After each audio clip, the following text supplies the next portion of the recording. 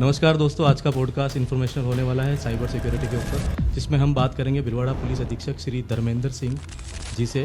11,000 शिकायतें हमें प्राप्त हुई हैं, जिसकी कीमत लगभग 26 करोड़ रही। और इस पर हम चर्चा करेंगे कि साइबर फ्रॉड्स कैसे होते हैं, उनसे कैसे बचा जाए, कौन कौन से वो ऐप्स है, वेबसाइट्स है जिन पे हम जाकर अपने आप को सुरक्षित कर सकते हैं।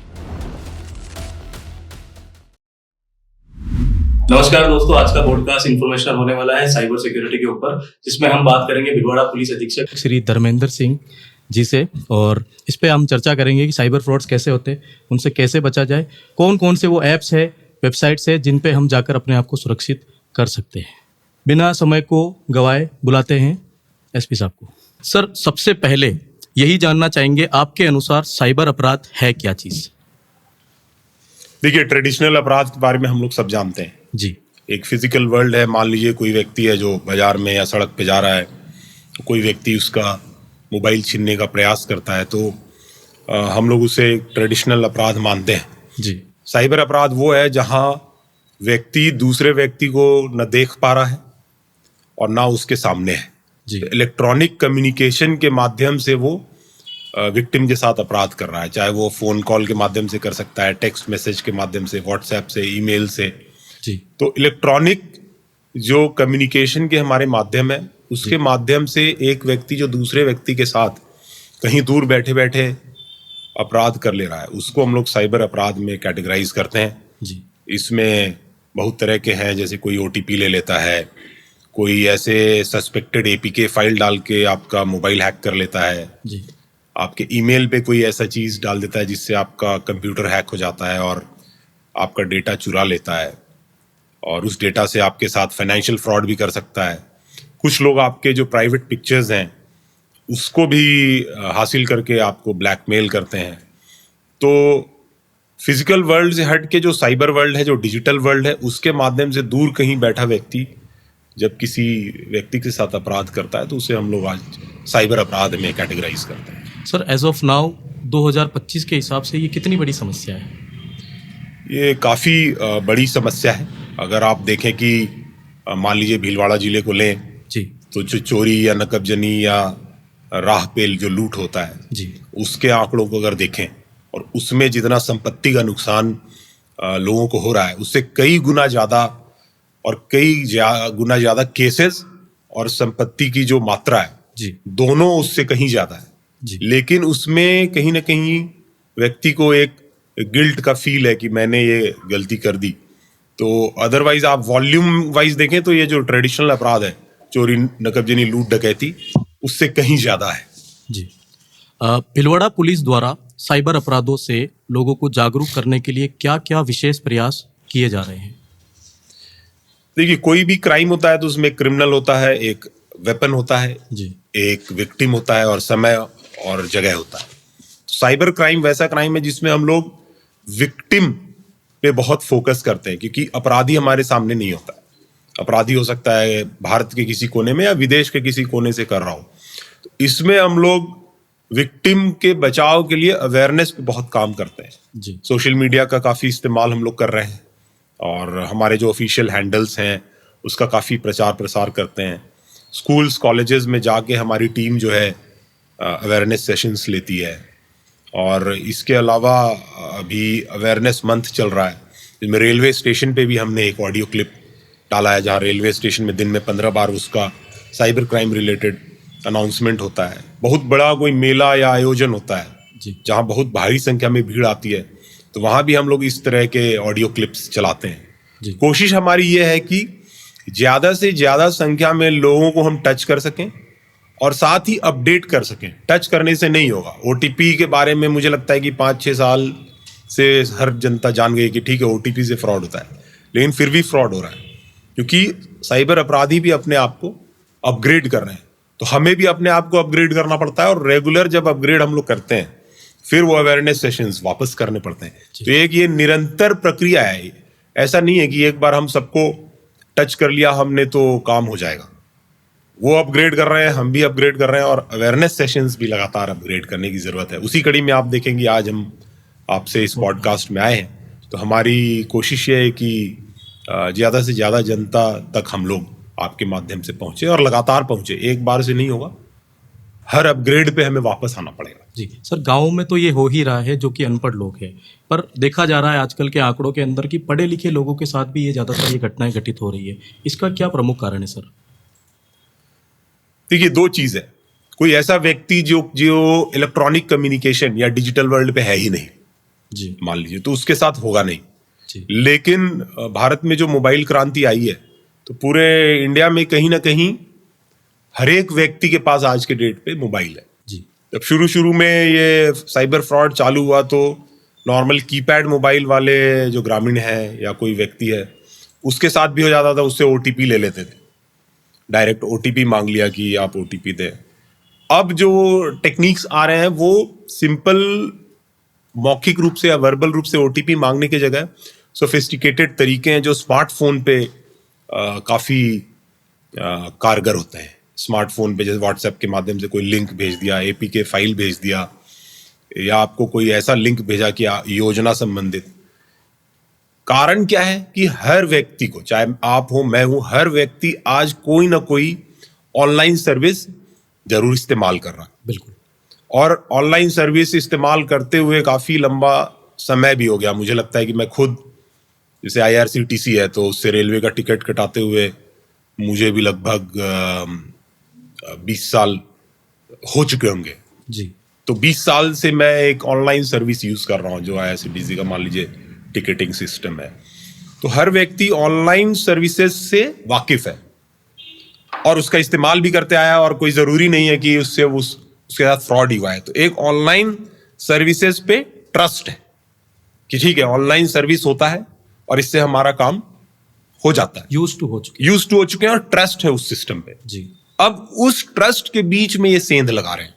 जैसे मान लीजिए कोई व्यक्ति है जो टिकट कटवाता है या अपना बिल, घर के बिजली का बिल ऑनलाइन भरता है, या और कोई सेवा लेता है, अमेजोन से कोई डिलीवरी मंगाता है, तो उस बीच में अब उन्हें उस ट्रस्ट के बीच में घुसना है। इसलिए वैसे व्यक्ति जो कि इन सर्विसेज को बहुत लंबे समय से यूज कर रहे हैं, तब भी वो उसमें झांसे में आ जाते हैं, क्योंकि कहीं ना कहीं हर कोई जानता है कि ठीक है, ऑनलाइन सर्विस होता है।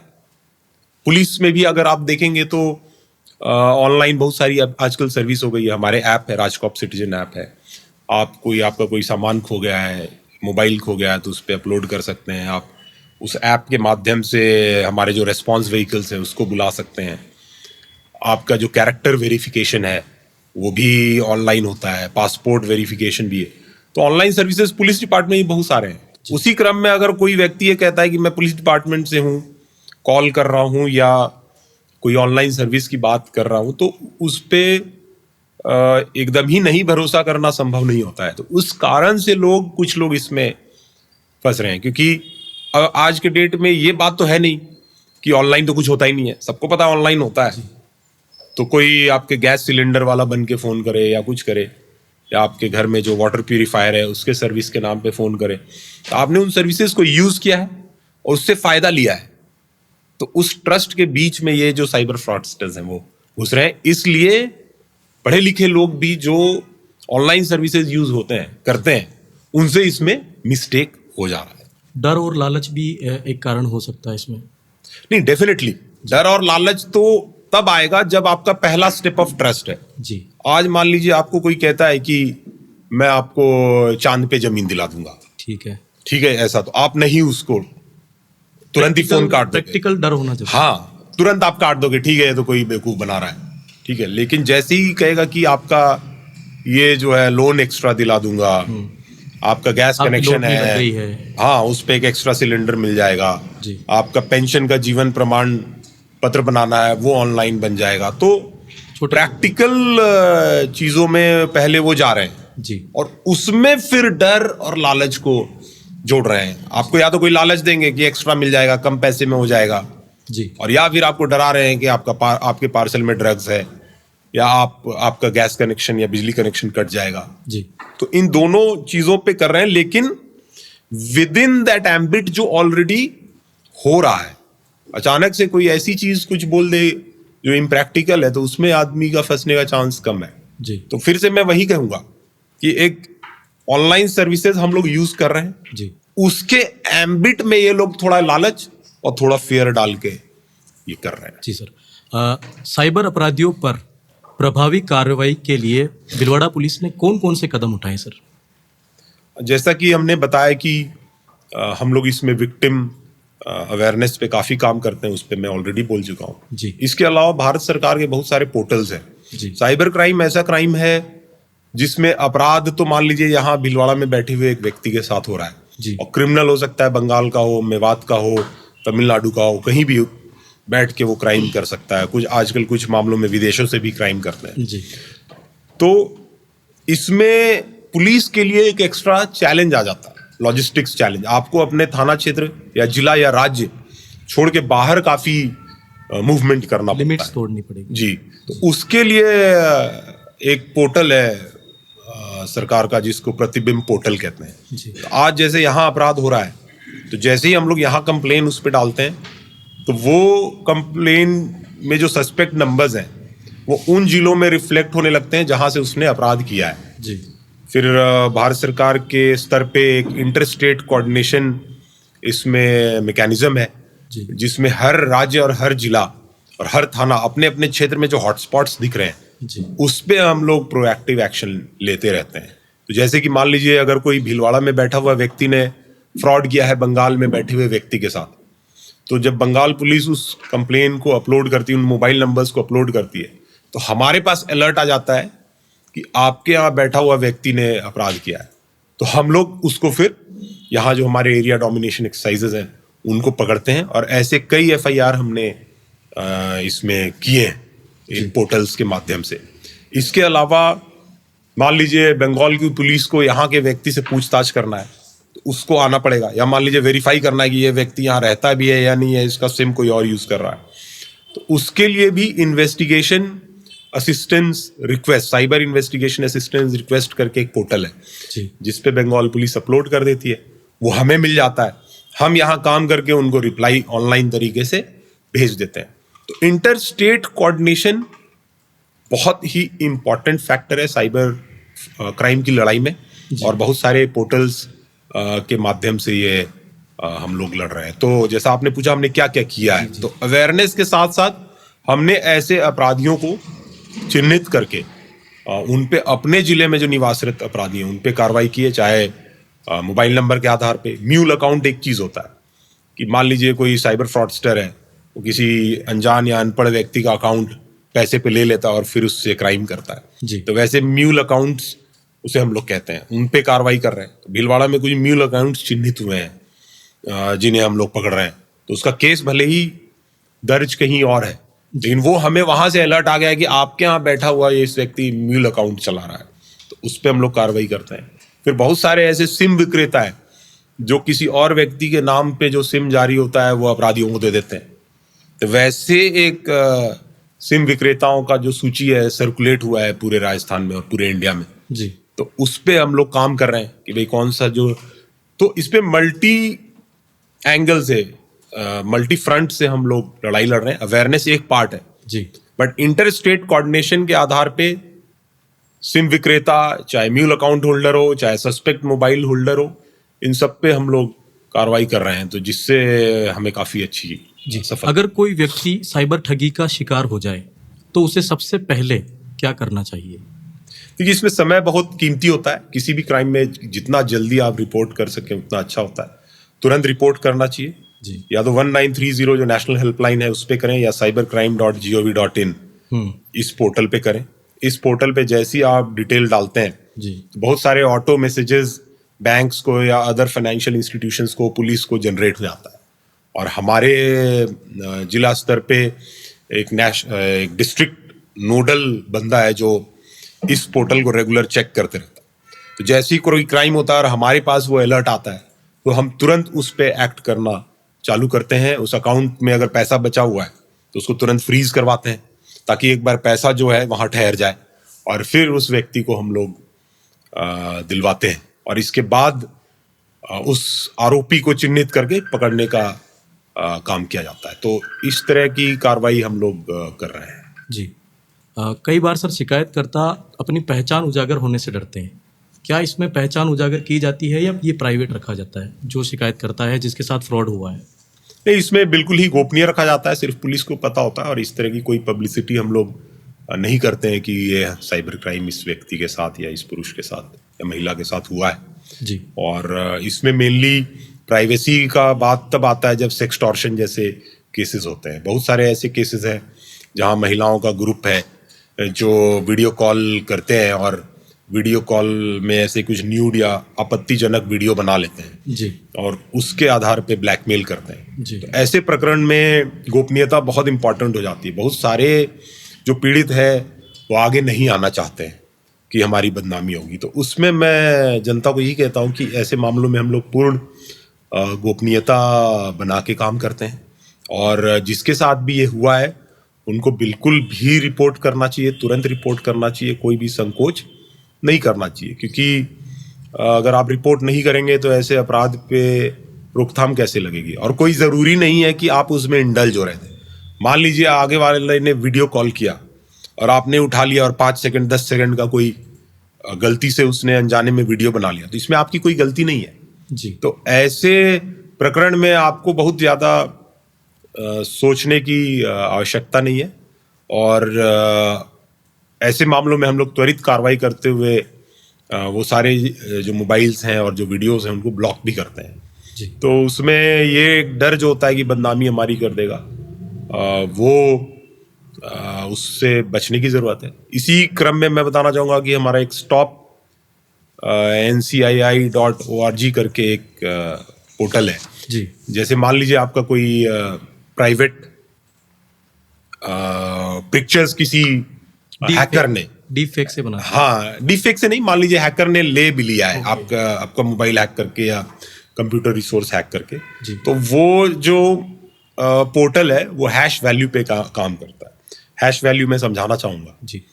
कि किसी भी डिजिटल कंटेंट, चाहे फोटो हो, वीडियो हो, फाइल है, हर डिजिटल कंटेंट का एक हैश वैल्यू होता है जी। जो उसका एक यूनिक नंबर होता है। तो जब भी ऐसी कोई शिकायत हमारे पास आती है कि अब मेरा ये फोटो या वीडियो हैकर ने ले लिया है, तो उसका हैश वैल्यू हम लोग सिस्टम पे अपलोड करते हैं, और जैसे ही वो हैकर कहीं भी किसी भी प्लेटफॉर्म पे वो फोटो अपलोड करेगा तो वो ब्लॉक हो जाता है, क्योंकि वो सिस्टम उसको हैश वैल्यू के आधार पे आइडेंटिफाई कर लेता है।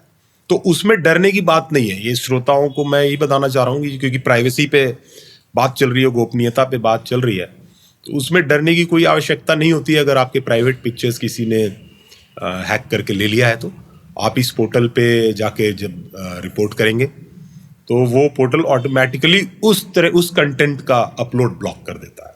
जी। बिना पहचान उजागर किए। हाँ, बिल्कुल बिना पहचान उजागर। सर, आम लोगों की सोच होती है कि ओटीपी बताने से उनके साथ फ्रॉड हो सकता है, बट बहुत सारे लोगों का ये भी मानना है कि बिना ओटीपी बताए भी फ्रॉड हो रहे हैं। ये किस तरह से हो रहे हैं सर? बिल्कुल सही बात है। जब शुरू में ये साइबर फ्रॉड की बात आई थी तो ओटीपी को लेकर आया था कि ओटीपी मांग लेते हैं आपके क्रेडिट कार्ड का, आपके डेबिट कार्ड का, और इस बात को लेकर कॉल करते थे कि हम बैंक से बोल रहे हैं, आपका एटीएम ब्लॉक हो जाएगा। इस तरह की बातों से ये शुरू हुआ, लेकिन धीरे धीरे जैसे जैसे स्मार्टफोन और इंटरनेट कनेक्शन और डेटा चीप हुआ जी। तो और भी तरह के फ्रॉड्स आने लगे। कम्युनिकेशन मोबाइल टू मोबाइल काफ़ी इजी हो गया, मास लेवल पे व्हाट्सएप पे या ईमेल पे मैसेजेस आते हैं आजकल। तो उसमें सस्पिशियस लिंक्स को क्लिक करने से आपका जो मोबाइल है वो हैक हो सकता है, आपका डेटा चुराया जा सकता है, आपका पूरा स्क्रीन भी मिरर हो जाता है। कुछ ऐसे लिंक्स आते हैं जिसको आपने क्लिक कर दिया तो आपके पूरे स्क्रीन को वो पूरे टाइम देख सकता है। फिशिंग कहा जाता है इसे। हाँ जी। तो इस तरह से भी अब होता है। एपीके फाइल आप जैसे आया कोई जी। जो प्ले स्टोर से नहीं आया है, कोई लिंक के माध्यम से आया है, वो अगर इंस्टॉल हो गया तो आपका मोबाइल पूरा हैक हो सकता है। तो ओटीपी के अलावा भी आपके पूरे मोबाइल का रिमोट एक्सेस लेने की आजकल मतलब कैपेबिलिटी साइबर फ्रॉडस्टर्स के पास होती है। तो लोगों को कैसे पता चले कि मेरे साथ ये चीज़ हो चुकी है? देखिए, एक तो है कि आप क्लिक करें ही नहीं।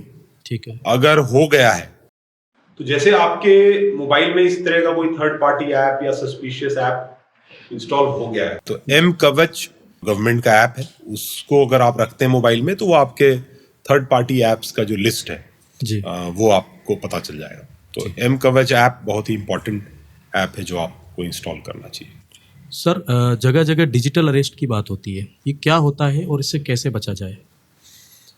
जैसा कि हम लोग पहले भी बात कर चुके हैं कि डिजिटल वर्ल्ड से हम लोग काफ़ी यूज्ड टू हो चुके हैं काफ़ी सालों से। जी और अगर देखें तो पुलिस जो है, पुलिस एज एन एजेंसी भी आजकल ऑनलाइन काम करती है। जी और मान लीजिए आपका कोई कैरेक्टर वेरिफिकेशन है, या आपका आर्म्स का लाइसेंस है, या पासपोर्ट का एप्लीकेशन है, बहुत सारी चीज़ें आप पुलिस के थ्रू, पुलिस से आप ऑनलाइन कम्युनिकेट करते हैं, हमारे ऐप के थ्रू करते हैं। जी। स्टोलन या तो मैं उसी बात पे अगेन आ रहा हूं कि पुलिस और जनता के बीच में जो एक डिजिटल ट्रस्ट है वो है।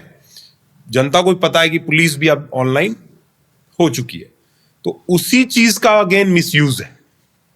जब मान लीजिए आपके कोई केस में आप गवाह हैं, या आपका मोबाइल खो गया है, मिल गया है, तो पुलिस आपको फोन करती है कि आपका मोबाइल यहाँ है, आप ले जाइए, या आपको इस केस में गवाही देना है, आप आ जाइए, या आपका इस केस में नाम आया है, आप आ जाइए।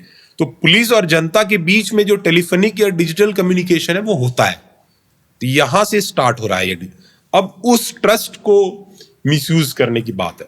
तो जैसे ही किसी व्यक्ति को कॉल आ रहा है कि भाई हम फलाने पुलिस से बोल रहे हैं और आपके पार्सल में ड्रग पाया गया, तो जनता के लिए बहुत ही बड़ी अनहोनी चीज नहीं है कि नहीं, पुलिस ऐसा कॉल नहीं कर सकती। पुलिस से जनता का कम्युनिकेशन होता है। हो सकता है आपका ई चालान भी बन गया, आपने हेलमेट नहीं लगाया हो, आजकल सीसीटीवी कैमरा के बेसिस पे आइडेंटिफाई करके आपका ई चालान भी कट सकता है। तो जनता को जैसे ही ये कॉल आता है कि हम पुलिस से बोल रहे हैं और आपके पार्सल में ड्रग है, या और कोई बात बताते हैं कि आपका बेटा वहां अरेस्ट हो गया है, तो जनता उसको कंप्लीटली फॉल्स इंफॉर्मेशन नहीं मान रही है। जी क्योंकि जनता और पुलिस के बीच में कम्युनिकेशन होता है, वहां से अब ये स्टार्ट करते हैं कि हम हैं, फिर उसे वीडियो कॉल पे ले लेते हैं, फिर उसे पुलिस की वर्दी पहनना, पुलिस के पीछे का लोगो लगाना, ये सारी चीजें करते हैं। इसमें जनता को ये जानने की जरूरत है कि पुलिस और जनता के बीच में टेलीफोनिक और डिजिटल कम्युनिकेशन तो होता है, लेकिन अगर आपसे कोई इलीगल डिमांड कर रहा है, चाहे असली पुलिस कर रही हो, जी। चाहे नकली पुलिस कर रही हो, जी तो दोनों में ही आपको प्रेशर में नहीं आना है। कहीं ना कहीं वो आपको प्रेशर में ले रहा है। मान लेते हैं कि असली पुलिस ही कोई है और वही आपको फोन करके कोई अगर इलीगल डिमांड कर रही है, तो आपको उसको ऐसे ही नो कहना चाहिए कि भाई हम नहीं देंगे। तुरंत आपको संबंधित सीनियर, मान लीजिए कोई ऐसा फोन आता है कि थाना से कोई कह रहा है कि मैं थाने से बोल रहा हूँ, आप इतने पैसा दो तो आप छूट जाओगे, तो नेचुरली सबसे पहला स्टेप होना चाहिए कि भाई थाने के ऊपर डिप्टी एसपी बैठते हैं, उनके पास जाएं, एडिशनल एसपी हैं, आईजी हैं, पूरा एक चेन ऑफ कमांड है। तो चाहे वो असली पुलिस करे चाहे नकली पुलिस करे, अगर आपके दिमाग में ये फिट होना चाहिए कि मुझसे कोई गलत डिमांड करेगा तो मैं नहीं प्रेशर में आऊं। सबसे पहला चीज है कि आप प्रेशर में आ रहे हैं गलत डिमांड को लेके, तो वो जैसे ही आप नहीं आओगे, कोई भी हो, असली हो नकली हो, वो वेरीफाई तो तभी होगा जब आप थाने पे जाओगे। जी तो आप प्रेशर में अगर नहीं आओगे तो वैसे ही डिजिटल अरेस्ट से बन जाओगे। यानी कहीं ना कहीं आप प्रेशर में आ रहे हैं। रीजन क्या है? कहीं ना कहीं हम लोग सोशल मीडिया या परसेप्शन से ग्रसित हो रहे हैं कि पुलिस ऐसा कर सकती है। पैनिक हो जाते हैं। हाँ, नहीं पैनिक तो हो रहे हैं, लेकिन कहीं ना कहीं वो दिमाग में परसेप्शन भी बन रहा है जी। कि शायद पुलिस ऐसा करती है, तभी तो आप वो कर रहे हैं। वही मैं फिर से आपको उसी पॉइंट पे ले जाऊंगा। जैसे ही कोई फोन करेगी मैं आपको चांद पे जमीन दे रहा हूं, जी तो आप उसको एकदम इम्प्रैक्टिकल समझ। ठीक है, एकदम ये तो कोई फर्जी बोल रहा है। जी लेकिन जैसे ही आपको कोई कहे कि मैं आपको यहाँ भीलवाड़ा में प्लॉट दिला रहा हूं, तो आप उसको सुनते हैं। जी तो सिमिलरली कहीं ना कहीं जो इलीगल डिमांड साइबर फ्रॉडस्टर्स कर रहे हैं, जी उसमें आप कहीं ना कहीं उसको सही मान ले रहे हैं कि ऐसा हो सकता है कि पुलिस आपसे पैसा मांग सकती है। तो उस चीज को आप जैसे ही डिनाई करना चालू करेंगे, तो आप इससे ऐसे ही बच जाएंगे। यानी कहीं ना कहीं आपके साइकोलॉजी में है कि पुलिस मांग रही है और मैं देके बच जाऊंगा, उस साइकोलॉजी से निकलने की जरूरत है। जी ठीक है, तो ऑटोमेटिकली आप डिजिटल, अदरवाइज आपके पास मान लीजिए वीडियो कॉल पे आप आ गए, आगे एक व्यक्ति पुलिस की वर्दी पहन के बैठा हुआ है और आपसे इलीगल डिमांड कर रहा है, तो कहीं ना कहीं जो व्यक्ति डिजिटल अरेस्ट में फंस रहा है वो उसको नहीं वेरीफाई कर पा रहा है कि ये असली पुलिस है कि नकली पुलिस है। तो वेरीफाई करना ही क्यों है? जी। मैं कह रहा हूं कि भाई आप तो फर्स्ट स्टेप पे जाओ ना सीधे, कि मेरे से कोई इलीगल डिमांड कर रहा है तो मैं नहीं दूंगा। आपको क्यों वेरीफाई करना है कि वो व्यक्ति असली है कि नकली है? आपसे इलीगल डिमांड कर रहा है, आप उसको मत मानो। सिंपल। ठीक है, तो डिजिटल अरेस्ट तो वो तो लोग डराने धमकाने वाले, असली पुलिस भी हो सकती है। मैं नहीं कह रहा हूं या ये कहने नहीं चाहता हूं, बट कभी कभी हर ऑर्गेनाइजेशन, चाहे हमारा डिपार्टमेंट हो, कोई भी डिपार्टमेंट हो, प्राइवेट ऑर्गेनाइजेशन हो, एनजीओ, कुछ गलत लोग हर डिपार्टमेंट में हो सकते हैं। जी। तो उन गलत लोगों के आधार पे आप पूरे डिपार्टमेंट का परसेप्शन बना के डर के किसी नकली व्यक्ति को कुछ दे देंगे तो वो गलत है। मेरा मानना है कि आप स्टेप 1 पे जाओ कि मुझसे कोई इलीगल डिमांड करेगा तो मैं ना प्रेशर में आऊंगा ना दूंगा। मैं कहीं ना कहीं एंटी करप्शन में शिकायत करूंगा, सीनियर ऑफिसर्स को शिकायत करूंगा, लेकिन मैं कभी भी जीवन में इलीगल डिमांड के प्रेशर में नहीं आऊंगा। अगर आप ये प्रिंसिपल को फॉलो करते हैं तो आप कभी डिजिटल अरेस्ट में नहीं फंसेंगे। अगर आप इस प्रिंसिपल को फॉलो करते हैं कि शायद पैसा दे के बच जाएंगे, तो फिर कहीं ना कहीं डिजिटल अरेस्ट में आप फंस जाओगे। तो डिजिटल अरेस्ट को लोग बहुत उस तरह से देख रहे हैं कि साइबर फ्रॉडस्टर्स यहां बैठे हैं, ऐसा कर ले रहे हैं। लेकिन मैं कह रहा हूं कि आप प्रेशर में क्यों आ रहे हो? गलत डिमांड है ना, तो उसको तुरंत रिपोर्ट करो। मतलब वो व्यक्ति आगे वाला असली पुलिस है कि नकली पुलिस है वो सेकेंडरी है, वो गलत डिमांड कर रहा है। उस गलत डिमांड को आप तुरंत रिपोर्ट करोगे। पुलिस का कंट्रोल रूम है, एसपी ऑफिस है, डीएसपी का ऑफिस है, एडिशनल एसपी का ऑफिस है, आईजी ऑफिस है, पीएचक्यू है, बहुत सारे माध्यम है। हमारे सरकारी ईमेल है वेबसाइट्स पे, वहां शिकायत कर सकते हैं। सारे सीनियर पुलिस ऑफिसर्स का मोबाइल नंबर इंटरनेट पे अवेलेबल है, वहां शिकायत कर सकते हैं। तो कहीं ना कहीं तो इस चेन में सुनवाई आपकी होगी।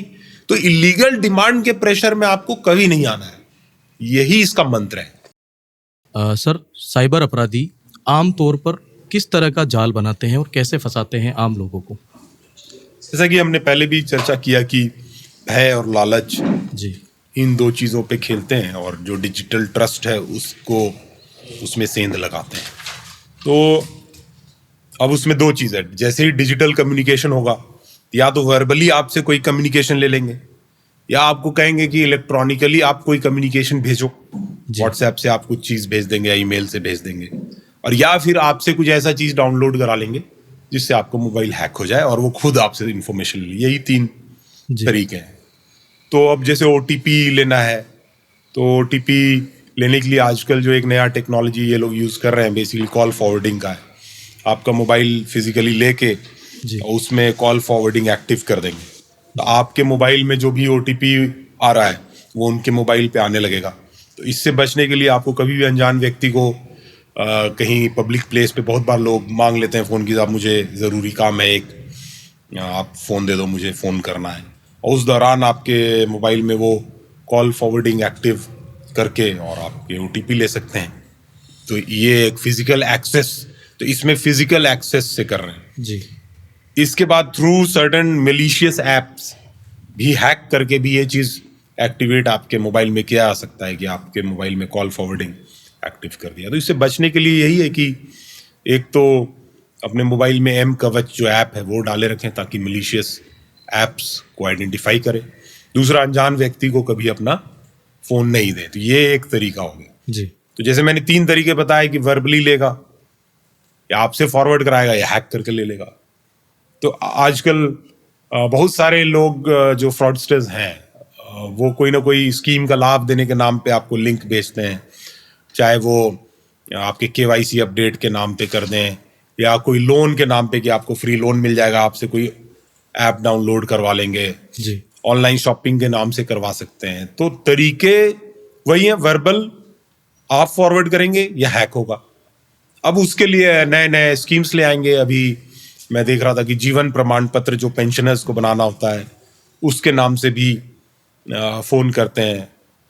तो किस काम के लिए फ़ोन कर रहे हैं वो वेरी करते रहता है, कभी बिजली कनेक्शन, कभी पानी कनेक्शन, कभी लोन, कभी पेंशन, कभी टिकट, कुछ भी चीज़ के लिए कर सकते हैं। तो पहले तो आप वो किसी काम के आधार पे जहाँ से लेंगे, उस काम के आधार पे या तो आपसे वर्बली ले लेंगे, या आपसे फॉरवर्ड करवा लेंगे, या आपका मोबाइल हैक कर लेंगे। तो यही तरीके हैं जिनसे वो करते रहते हैं। तो कुछ जो कॉमन है, लोन ऐप हो गया, फेक केवाईसी कॉल्स हो गया, ऑनलाइन शॉपिंग के नाम पे हो गया, इस तरह के मोडस ऑपरेंडी वो लोग यूज करते रहते हैं। कोई लॉटरी और इन्वेस्टमेंट के नाम पे भी कर सकते हैं। जी। तो किस आधार पे कर रहे हैं और उसके अंदर का मोडस ऑपरेंडी यही 2-3 होता है। अब डिजिटल अरेस्ट पे हमने चर्चा कर ली, जो कि अभी लेटेस्ट है, जिसमें लॉ एनफोर्समेंट अधिकारी, पुलिस, कस्टम्स वगैरह बन के डराते हैं और अवैध डिमांड करते हैं। तो ये तरीके आजकल यूज कर रहे हैं फ्रॉडस्टर्स। सर, अगर कोई खुद को सुरक्षित रखना चाहता है या शिकायत दर्ज कराना चाहता है, तो कौन कौन से सरकारी ऐप या वेबसाइट है जो उनके लिए उपयोगी है? बहुत सारे जो गवर्नमेंट के जो एप्स हैं और पोर्टल्स हैं वो अपनी सुरक्षा के लिए और रिपोर्टिंग के लिए बनाए गए हैं। cybercrime.gov.in और 1930, इन दोनों पे हम लोग चर्चा कर चुके हैं कि ये क्राइम होते ही रिपोर्ट करने के लिए है।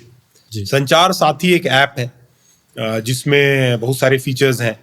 अगर कोई फ्रॉड कम्युनिकेशन हो रहा है, आपको लग रहा है कि ये सस्पेक्टेड मोबाइल नंबर है जिससे कोई कम्युनिकेशन का प्रयास हो रहा है, तो आप संचार साथी ऐप पे रिपोर्ट कर सकते हैं। आपके नाम पे कोई अगर सिम किसी और ने यूज़ करा रखा है तो वो भी डिटेल उसमें आता है, आपके IMEI का डिटेल्स आता है। तो काफ़ी फीचर्स हैं संचार साथी ऐप में और उसे सबको डाउनलोड करना चाहिए। एम कवच ऐप के बारे में हम लोग बात कर चुके हैं। काइंड ऑफ एंटीवायरस ऐप मान लीजिए, जो आपके मोबाइल में अगर कोई उस तरह का मैलिशियस ऐप इंस्टॉल्ड है तो उसके बारे में जानकारी देता है। राजकॉप सिटीजन जो ऐप है वो राजस्थान पुलिस का ऐप है, जिसके माध्यम से आप राजस्थान पुलिस से संपर्क साधते हैं। सारे पुलिस स्टेशंस की जानकारी और क्राइम के समय रेस्पॉन्स, अगर चाहिए पुलिस रेस्पॉन्स, जो व्हीकल्स हैं, पेट्रोल व्हीकल्स हैं, उसको आप बुलाना चाहते हैं। उसमें एक बहुत इंपॉर्टेंट फीचर है वुमेन के लिए, नीड हेल्प। उसमें एक बटन है जी। जिसमें आपको कोई कॉल नहीं करना होता, बस आप नीड हेल्प बटन दबाते हैं, आपका लोकेशन खुद पुलिस व्हीकल को मिल जाता है और आपका लोकेशन ट्रेस करते हुए वहाँ पे पहुँच जाती है। क्योंकि बहुत बार आप अनजान जगह पे हो सकते हैं, आप अचानक से आप बता नहीं पाएंगे कि ये कौन सा चौराहा, कौन सा सड़क है, कौन सा मोड़ है। तो वो आपका लोकेशन शेयर करके और पुलिस आपको ट्रैक करके आप तक पहुँच जाती है। और stopncii.org के बारे में हमने बात की कि कैसे हैश वैल्यू के माध्यम से आपके प्राइवेट पिक्चर्स को अपलोड नहीं होने देता है इंटरनेट पे। जी। npci.org है कि जैसे आपके कोई भी आप UPI या डिजिटल पेमेंट एप्स यूज करते हैं और उसमें आपको कोई दिक्कत आ रही है तो आप उस पोर्टल पे डाल सकते हैं अपनी शिकायत। CEIR जो पोर्टल है आपके चोरी हुए या गुम हुए मोबाइल के लिए है। उसमें IMEI के आधार पे हमें अलर्ट आ जाता है। जैसे आपकी अगर कोई मोबाइल चोरी या गुम हो गई है तो आप इस पोर्टल पे जैसी डिटेल जाते हैं और वो मोबाइल कहीं भी एक्टिवेट होगा इंडिया में, तो वो अलर्ट हमें आ जाता है और फिर हम लोग संबंधित पुलिस से संपर्क करके उस मोबाइल को प्राप्त कर लेते हैं। जैसे कि आपने हाल में पढ़ा भी होगा कि भीलवाड़ा वेस्ट जोन में इसमें नंबर 1 आया था रिकवरी में। जी। तो हमारी जो टीम है इसमें काफ़ी अच्छा काम कर रही है। जी। तो इस तरह के ऐप्स और पोर्टल्स हैं जो पब्लिक यूज़ कर सकती है अपने साइबर क्राइम से बचाव के लिए, साइबर क्राइम रिपोर्टिंग के लिए। दोनों तरीके से आप सर, लोगों का ऐसा मानना है कि जब मोबाइल हमारे गुम जाते हैं तो वापस नहीं मिलते। क्या वाकई ऐसा है या ऐसा मिलना प्रारंभ हो चुका है, और कितने % चांस होते हैं मोबाइल वापस लौटने के, और क्या आंकड़े बताते हैं सर? नहीं, अब जो भारत सरकार की डिपार्टमेंट ऑफ टेलीकम्युनिकेशंस के जो पोर्टल हैं जी। उससे देखें तो CIR पोर्टल जो है जी। से काफ़ी मदद मिली है। पहले हमें मैनुअली सर्च करते रहना पड़ता था कि ये मोबाइल कहाँ है, चल रहा है, नहीं चल रहा है। अब वो पोर्टल ऑटोमेटिकली हमें अलर्ट दे देती है अगर वो मोबाइल कहीं भी एक्टिव होता है तो। जी। तो पहले जो हमें मैनुअल सर्च करना पड़ता था वो ऑटो अलर्ट जनरेट हो रहा है। जी। और उसके आधार पर अगर आंकड़े देखें तो कुछ 2600 मोबाइल भीलवाड़ा में लगभग पिछले 2 साल में मिसिंग या स्टोलन थे। जी। उसमें से 1700 अभी तक ट्रेस हो पाए और 1263 उसमें से हमने उनके एक्चुअल यूजर्स को लौटा भी दिया है। तो ये हम लोग पूरे वेस्ट जोन में अभी रैंक 1 थे और भीलवाड़ा पुलिस को सम्मानित भी किया गया था गोवा में एक कॉन्फ्रेंस में। जी। तो वो क्यों हुआ उसका भी हमने एनालिसिस किया। तो हमने जो एक साइबर जागरूकता अभियान चलाया था, ध्यान में होगा, एक अखबार के माध्यम से और काफ़ी लोगों तक पहुंचा था। तो जागरूकता के बाद रिपोर्टिंग काफ़ी बढ़ी है जी और जैसे ही रिपोर्टिंग बढ़ेगी तो नेचुरली अलर्ट्स ज़्यादा आएंगे तो ज़्यादा पकड़ में आएंगे। इनमें ज़रूर हमारे जो पुलिसकर्मी हैं, जो हमारे डिस्ट्रिक्ट मॉनिटरिंग सेल में लगे हुए हैं या थाने पे जो साइबर हेल्प डेस्क है, जी उन्होंने कुछ अच्छा काम इसमें किया है। दूसरे थानों की पुलिस से संपर्क करने में, उनके पास से मोबाइल को कुरियर से मंगवाने में, बस सर्विस से मंगवाने में। तो अगेन इसमें भी इंटर डिस्ट्रिक्ट या इंटर स्टेट कोऑर्डिनेशन बहुत मैटर करता है। तो अन्य जिलों और अन्य राज्यों से भी हम लोग मोबाइल ला पाते हैं कोऑर्डिनेशन के माध्यम से, जी इसलिए हमारे नंबर्स काफ़ी अच्छे हैं। तो एक तरफ तो टेक्नोलॉजी यूज कर काम आ रहा है जी और दूसरी तरफ हमारे लॉजिस्टिक्स सॉल्यूशंस जो है, इन दोनों के कारण हमारी जो संख्या है रिकवरी की, जी वो वेस्ट जोन में नंबर 1 रही है। और आपके माध्यम से जनता से यही अपील है कि आप रिपोर्ट करेंगे तो वो अलर्ट आएगा तो हम लोग ज़्यादा से ज़्यादा कर पाएंगे। पिछली बार जब हमने जागरूकता अभियान चलाया था तो उसके पहले और उसके बाद में जो रिपोर्टिंग का कंपैरिजन है डेटा का, जी बहुत मेजर चेंज है। जी तो रिपोर्टिंग बढ़ती है तो रिजल्ट्स भी ज़्यादा अच्छा आता है। सर, भिलवाड़ा में अब तक कुल कितने साइबर केसेस कंप्लेंट प्राप्त हुई, कितना अमाउंट साइबर फ्रॉड में ठगी की गई और कितना रिफंड करवाया गया?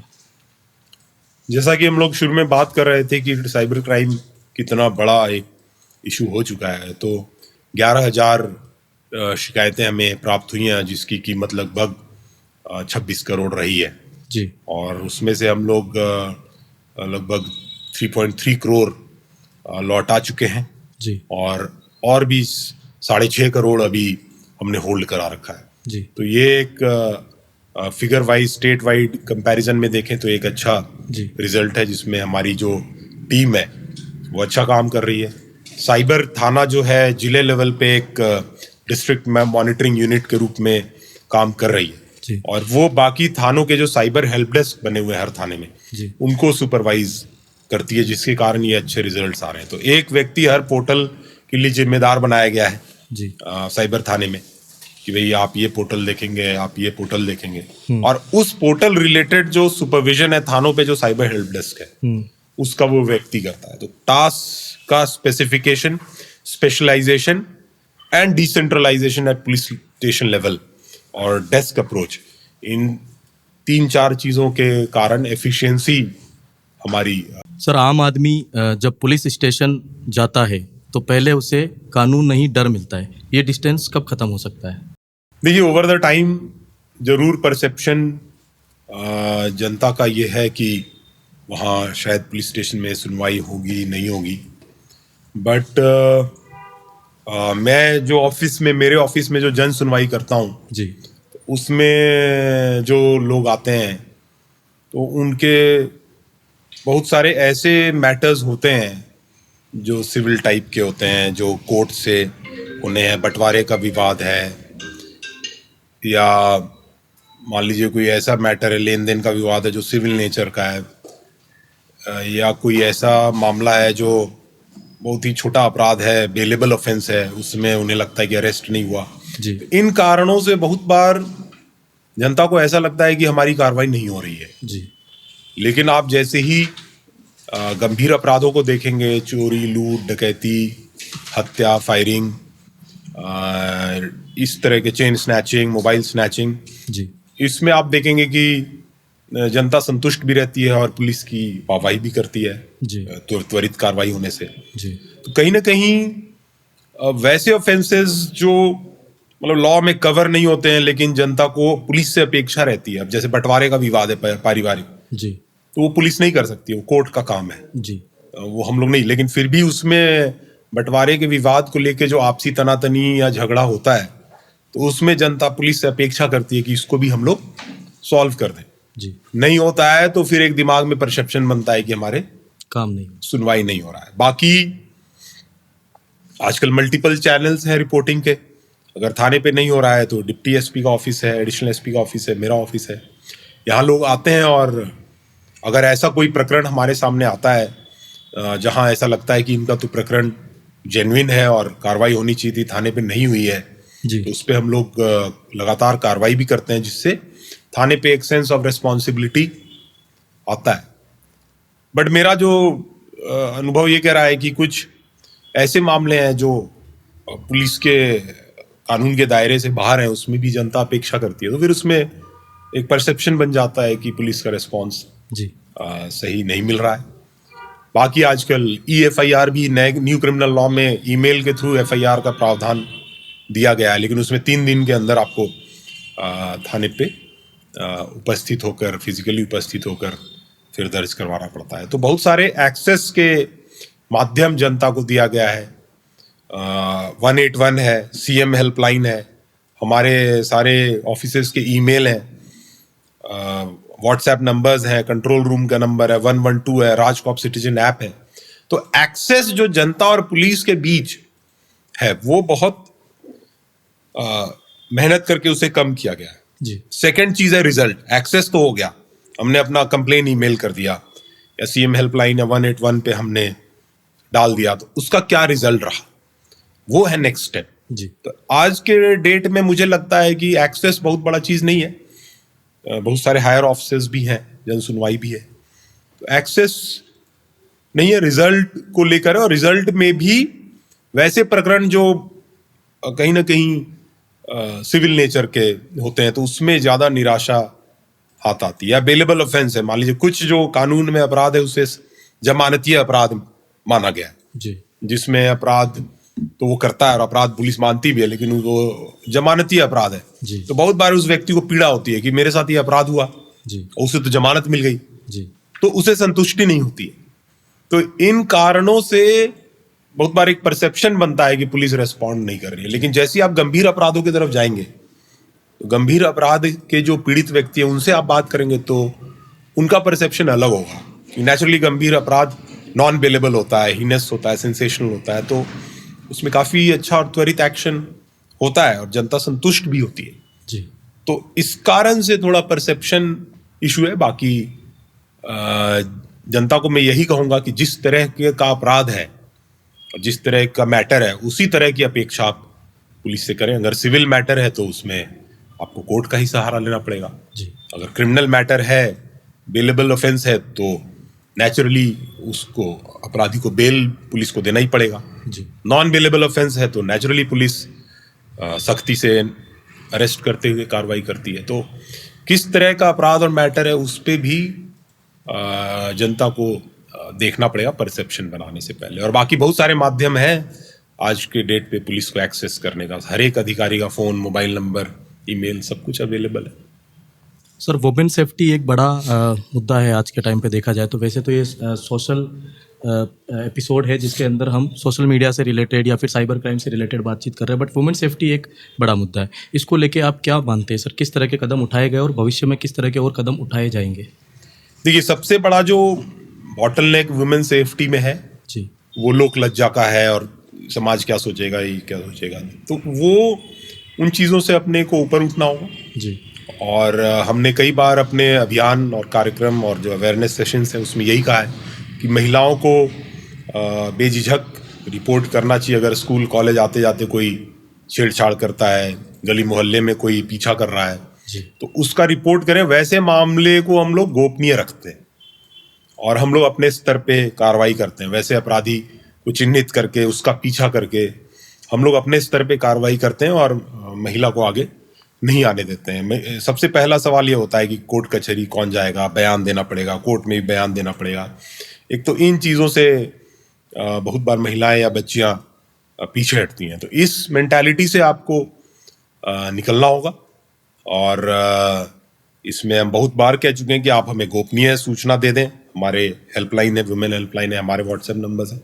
तो वैसे मान लीजिए कोई स्कूल या कॉलेज है जहां आप शिकायत करते हैं कि साहब यहाँ लड़के मोटरसाइकिल लेके घूमते हैं, छेड़छाड़ करते हैं, तो आपका नाम गोपनीय रखते हुए पुलिस खुद ही उस जगह पे सादा वस्त्र में जाके कार्रवाई करती है ताकि महिलाओं को आगे कंप्लेन नहीं करना पड़े। जी वैसे लोगों पे हम लोग खुद ही प्रिवेंटिव एक्शन लेते हैं। तो जो सबसे बड़ा बॉटलनेक इस तरह के क्राइम में जो है गोपनीयता का, वो हम लोग इंश्योर करते हैं, कोशिश करते हैं कि कानूनी पेचीदगी में उनके पड़े बिना हम लोग कार्रवाई कर सकें, अपने स्तर पे उन पे वॉच रख के, अगर जब वो अपराध कर रहे हो तो उनको पकड़ लें। इस तरह का हम लोग कार्रवाई अपनी तरफ से करते हैं। जी सर, सोशल मीडिया अकाउंट्स को लेके बहुत सारी चीज़ें हो रही है, जैसे कि डुप्लीकेट अकाउंट्स या फिर अकाउंट्स हैक हो जाना, अभद्रता करना, कमेंट्स करना, इन चीज़ों को लेके क्या कानून है और कहाँ शिकायत हो सकती है सर?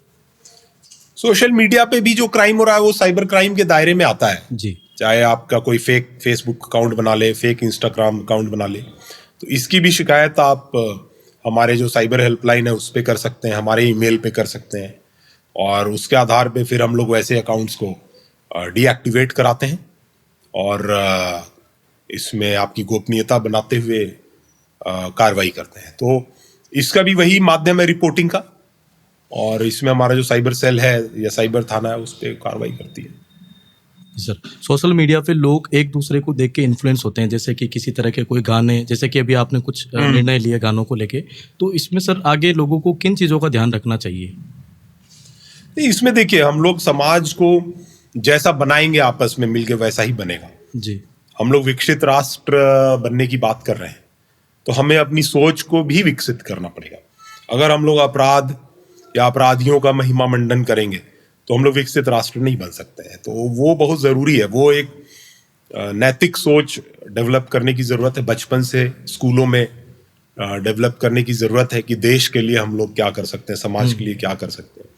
जातिगत आधार पे बहुत बार मैंने देखा है कि अपराधियों का सपोर्ट किया जाता है कि हमारी जाति का अपराधी है तो हम इसके सपोर्ट में रहेंगे। बहुत बार पुलिस एक्शन में वैसे अपराधियों की मान लीजिए डेथ भी हो जाती है तो डेड बॉडी लेकर प्रदर्शन करना, जस्ट बिकॉज आप जानते हैं कि वो व्यक्ति अपराधी है, लेकिन आप जाति के नाम पे उसके साथ इकट्ठा होते हैं।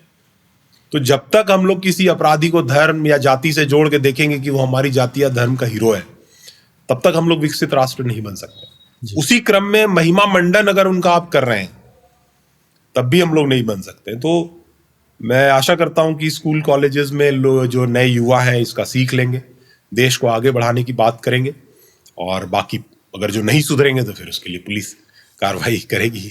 सर, देश में बेटिंग जो एप्स है उन पे बैन हो चुका है, फिर भी काफ़ी लोग जैसे सोशल मीडिया इन्फ्लुएंसर्स हो गए या अलग तरह के जो भी लोग हुए वो उनका प्रचार करते हैं, जिनसे वो मोटा पैसा कमाते हैं, पर काफ़ी लोग उनसे फंस जाते हैं उन चीज़ों में आके, उनके माया जाल में। इसका क्या सोल्यूशन है सर? देखिए, बेटिंग एप्स का जहाँ तक बात है, बहुत जो कुछ केसेस मैंने यहाँ देखे हैं कि लोग अपने मोबाइल में उसके यूआरएल से या ऐप के माध्यम से गेम खेल रहे हैं और बहुत पैसा लुटा रहे हैं।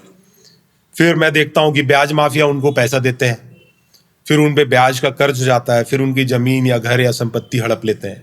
तो इस तरह की एक पूरा चेन है, ऑनलाइन गेमिंग, भू माफिया, ब्याज माफिया, इसका एक पूरा चेन बना हुआ है। तो मैं युवाओं को यही अपील करूंगा कि इजी मनी के चक्कर में नहीं पड़े, मेहनत से पैसा कमाएं, इस तरह के जाल में नहीं फंसे, और अगर आप गलती से फंस भी गए तो पुलिस को रिपोर्ट करें। बहुत बार लोगों के दिमाग में यह है कि कहीं मेरी गलती तो नहीं है, जी, मैंने गेमिंग में पैसा लौटा दिया और मुझसे पैसा मांग रहा है। युवा ये भी डरते होंगे कि शायद घर में पता चल जाएगा, डांट पड़ जाएगी।